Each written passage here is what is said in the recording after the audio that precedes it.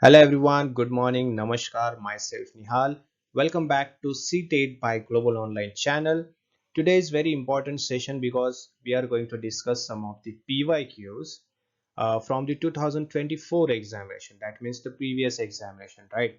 That will be on CDP, Child Development and Pedagogy, which is called the heart of this examination, right? In this unit, you will be asked 30 questions, okay, and each right answer is carrying 1 mark. And if you want to get maximum marks, if you want to crack this examination, watch this video to the end. I'm going to discuss all the PYQs in detail explanation, and also I will be explaining the tricks, okay, how you can eliminate the unnecessary options and you will select the correct answer from it and you will get the mark, right? So stay tuned to the last and share as maximum as you can. All right, so this is the beginning of the session. First question on your screen, you can see which of the following types of questions can help assess a student's ability to evaluate information critically. So that means what kind of question you can ask the students to understand their ability to evaluate something or evaluate information critically. Okay, so you will able to understand how critically the students can what we can say evaluate, right? Or they can think, right? So what kind of question can be asked? One, questions that ask for a simple definition of a term. Two, question that ask for the student's personal opinion. Three, question that ask for examples that validate the text. Or four, question that ask for summary of a text. See, the right answer is option three. Okay, first thing we need to understand, what is critical thinking? Okay, as a teacher, how you will ask the students, okay, so they can critically think on a particular information and then they will give feedback to you, right? So when we ask students to give examples that supports or validate a text, we are asking them to apply what they read and evaluate if it makes sense. So that means basically you're telling students to apply what you have studied, okay, whatever you have written, whatever you have studied, just apply this in your real life and get examples and give it back to me, give a feedback on that. So you will able to, as a teacher, you will able to understand, okay, you will able to assess the students ability to think critically. Clear? That is critical thinking. What is critical thinking? Evaluating, or we can say applying the study, whatever you have studied, you are just applying with the real life. That is your critical thinking. Clear? So first option, question that asks for simple definition of a term. Okay, that question that does not or don't foster critical thinking, it will not allow you to think critically. Okay, this kind of questions, this type of question only test basic memory or recall, right? So this is not critical thinking. Secondly, the question that asks for students personal opinion, okay, that is also not, that is quite similar. Okay, but opinions are important, but just giving an opinion does not always show evaluation skills, correct? So that is why this is also not correct, and option C was correct, right? Option D, questions that ask for summary of a text, okay, summarizing versus evaluating, that is that there is a difference between these two. Summarizing, that means the student has to understand and restate the main point of a text. Okay, it's a good skill, but it mostly checks comprehension, not evaluation. Clear? That is why it is not the correct one. Clear? I hope you have understood now. The C option is correct. That is correctly stating how you can able to understand, able to assess the student's ability of critical thinking. Clear? Next question. Impairment is a dot dot dot condition while disability is a dot dot dot condition. Okay. One, biological and functional. Second, functional and biological, that is a totally opposite to it. Third, operative and physical. And fourth, social and psychological. Right? So as per the question, impairment is a biological and disability is a functional. Clear? Here I will explain you. Impairment. it is a biological condition, right? What is it? Impairment is a biological condition. This means it is related to the body.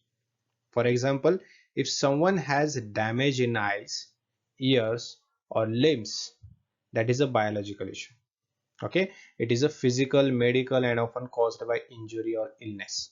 So impairment is totally related to the biological condition. Okay, and other hand, disability, that is a functional condition. Okay, look at this picture. The person is functioning something, he is doing something, right? That refers to the how that impairment affects the person's day-to-day life. Getting it? For example, due to visual impairment, a person may not be able to read normal print. Clear? So impairment, that is the main issue, and because of that issue, the function, the work is not going to be done. That is called, the impairment is a biological, right? And disability is a functional. Clear? Understood? So impairment, that is a biological thing which is related to your body, and because of that reason you are not able to function. Clear? That is why our option 1 was correct. Clear?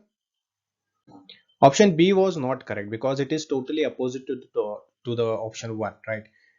Option 1 is saying biological and functional, but option B is saying functional and biological, that is opposite. Option C is saying operative and physical, which is wrong. Why it is wrong? Operative is not right because it is directly regarding the disability, right? Impairment, it is not related to the impairment. Impairment is biological, but operating, that means the disability of functioning. Clear? Working, active, that means the functioning, and physical, that means it is related to biological. That is totally connected with the option B. Clear? Operating, that means functioning, and physical, that means biological, right? That is why it is not correct. And D, social and psychological. Okay, impairment is a social. Okay, that is totally wrong. Impairment is a medical or biological issue, it is not social. And disability is a psychological. Okay, that is also incorrect because not all disabilities are psychological. Correct? So they can be physical, sensory, or intellectual, but not totally psychological factor. Clear?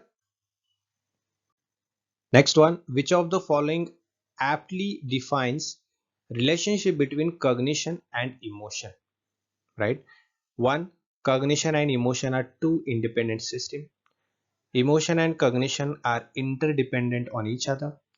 Cognition influences emotions, but reverse is not true. And fourth, emotion influence cognition, but reverse is not true. Okay, so right option is option 2. Emotion and cognition are interdependent on each other. First option, which was not correct. Okay, which was not correct. This option says that cognition, that means thinking, understanding, and memory, right?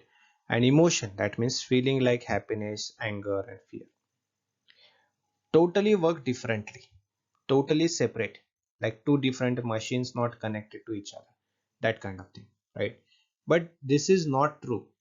Modern psychology and neuroscience say they are closely connected. How? For example, let's understand. When you are nervous for an exam, your thinking might slow down. So clearly they are not working in isolation. With the pressure, right? You will not, your brain will not work.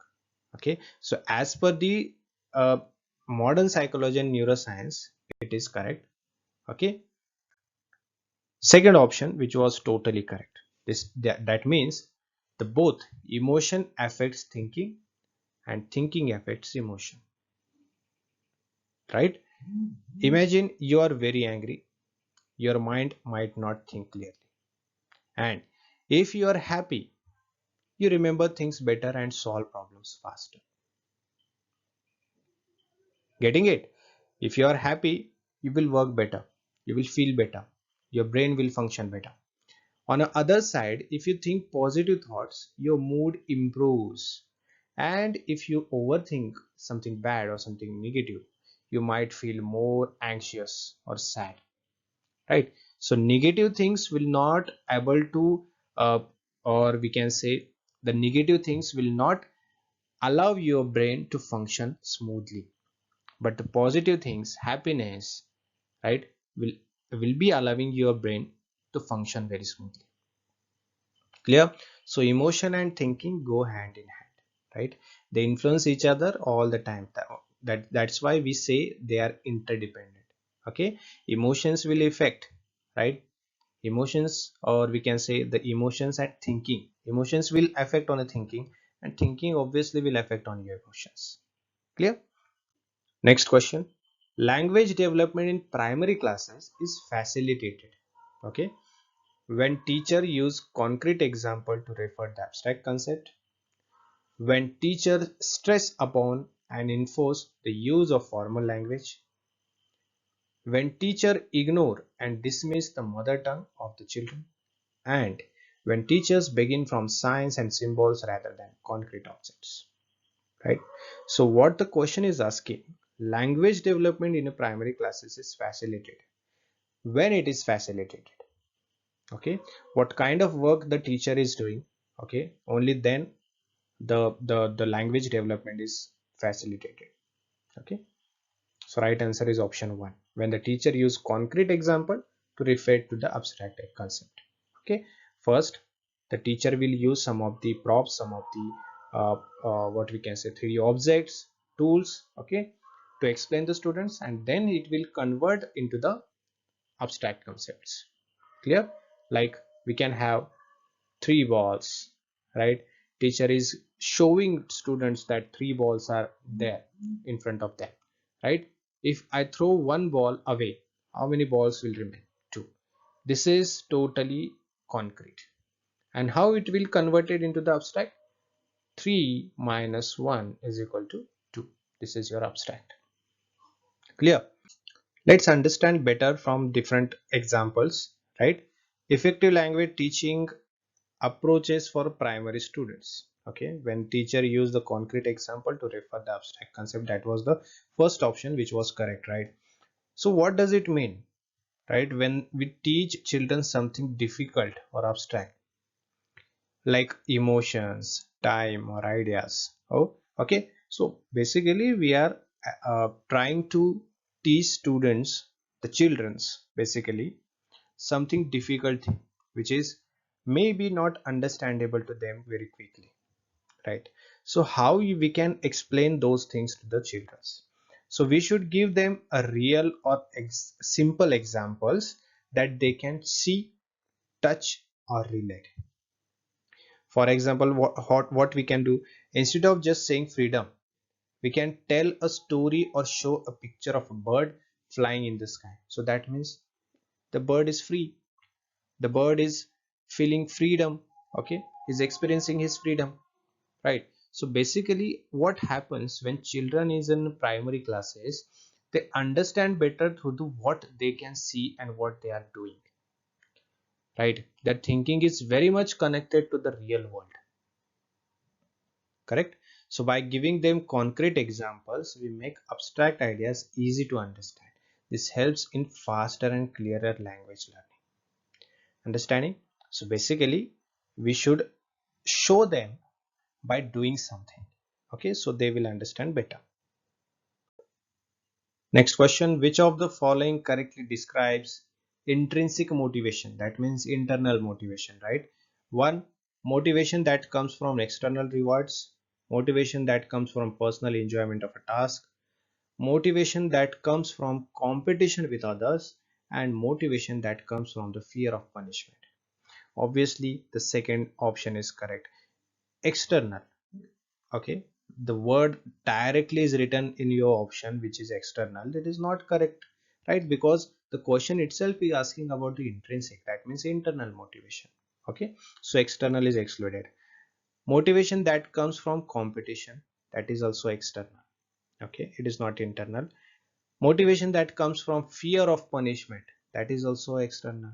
Okay, someone is giving punishment, that is coming from outside. Competition is doing with the another one, that is also outside. Okay, the personal enjoyment, okay, if you are enjoying doing something work or doing something, anything you are enjoying with that, that means it is personal.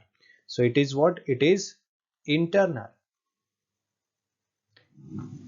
Intrinsic, that means internal. Okay, so second option is correctly matching with the question. So right answer is option second. Okay, next question. See, this kind of questions are most easy because some of the students may what we can say, scared of this kind of questions, the big questions. But personally I feel this is very easy because more options you have. Okay, when you have more options, at least one or two options you must be knowing, and that is enough for understanding the right answer. One or two, any one or two options, if you know from that kind of questions, you will be able to answer. See, what is, which of the following are examples of scaffolding? Okay, so scaffolding you must be understand first. Okay, then only you will able to understand. So I just told you one or two options, if you know, then you will able to answer. Think aloud, prompt and cues, questions, half solved examples, rote rehearsal. Okay, so right answer is option 3, that is A B C D, not E. E is not connected with the scaffolding. Clear? First we will understand what is scaffolding. Okay, this is the theory, right? See, scaffolding is a teaching strategy where the teacher gives temporary support, right, which in which the students learn something new. Just like how a scaffold support a building under construction, teacher give help until the students can do it on their own. Clear? So basically what is scaffolding? Teacher is just supporting you. Okay, rest of things you need to do yourself. That is scaffolding in basic word. Clear? Think aloud, that is correct one. The teacher says their thoughts out loud while solving a problem or reading. For example, while solving math sum, the teacher says, I need to abstract here because it says how much more. Why it's scaffolding? It shows the thinking process to the student and help them to learn how to approach a task. Right? So basically, the teacher is not totally open to the student. Okay, teacher is trying to let the student do something. Getting it? That is scaffolding. He's just giving support to the student.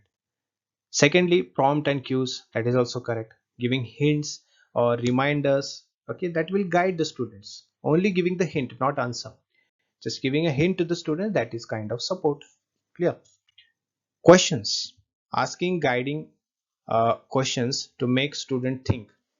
Okay, so basically as a teacher you are just asking the questions, okay, and the answer of these questions will be the hint to the students. Clear? So that kind of questions the teacher is asking. Then half solved examples, giving partially completed examples and asking student to finish it. That means rest of things the students need to do. That is the scaffolding. Clear? Only the last, the rote rehearsal is not correct, which is not what we can say connected with the scaffolding. Okay, rehearsal, that means repeating again and again something again and again, right, memorizing it. Clear? So which is not scaffolding. Clear? Next question. In the course of development, children achieve gross motor skills before fine motor skills. Okay, this indicates that development is anarchic, cephalocaudal, linear, or proximodistal. So it is option 4, proximodistal. Okay, why? Because proximodistal, it is what? It is a development that is proceeds from center of the body to the outwards. Clear? Which is starting from the center of body, okay, until the outward. Clear? Proximo, that means near center of the body, and distal, that means far. Clear? Let's understand better with the examples. What are gross motor skills? Okay, these are big body movement like crawling, walking, jumping, running, okay, that use large muscles like arms and legs. That is motor skills. Clear? Practically you are using your muscle power to do something, that is the gross motor skills. Fine motor skills, that is a small movement like holding a pencil, buttoning a shirt, picking up small objects. They need control over fingers and hands. Okay, that is also using a muscle or your body power, but the small things, the less power. Clear? So what does it mean when gross motor skills come before fine motor skills? It shows that children first learn to control the center of their body, like shoulders and arms, before they can control outer parts like fingers and toes. Clear? First, you will use your muscle, big muscle, the dola shola, what we call it in Hindi, right? Your dola you will use first, and then you will able to use your outer part, that your fingers, wrist, and all. Okay, so that is the meaning of first gross motor skills and then fine motor. Clear?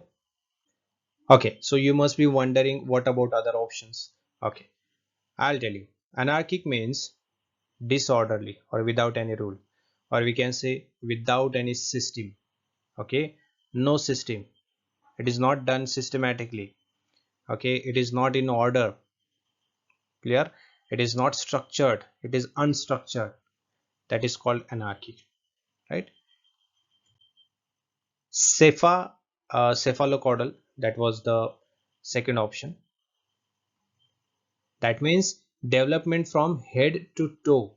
Example, babies control their head and neck first and then arms. Okay, then legs.